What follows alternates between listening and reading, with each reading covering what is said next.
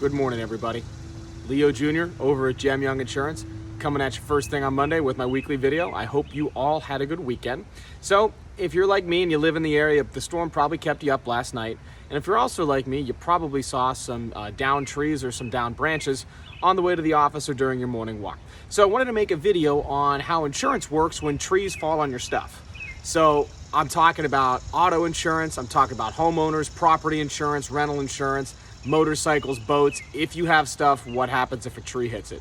Well, for vehicles like autos, motorcycles, classics, those are what's called a comprehensive claim.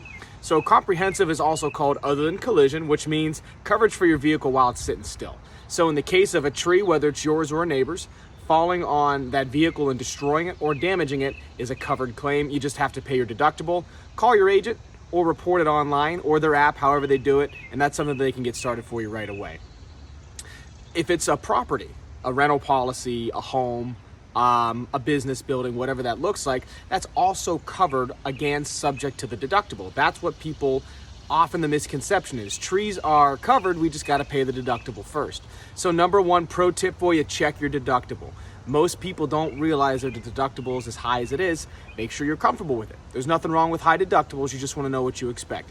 Number two, the common misconception when it comes to trees is, if it's my neighbor's tree, don't they have to pay for it? The answer is not always. More than likely not. The tree fell and damaged your property, so you have to pay for that damage regardless of whose tree it is.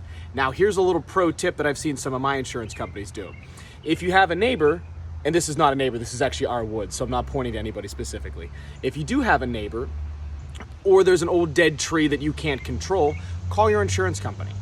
A lot of times, if you can provide photo documentation of that tree, and if you maybe write a letter to this person or urge them to remove that tree, or the city or whoever's responsible for it, and it still falls on you, oftentimes your insurance company might take that into consideration and do what's called subrogation and go after the person who's responsible if you've shown that you've provided the effort to get that risk mitigated, is how the insurance company look at it. It's a little complicated. The best advice is to call your specific insurance company and figure out their details from there. But again, I hope this helps give you a little more tips on trees. Have a great week.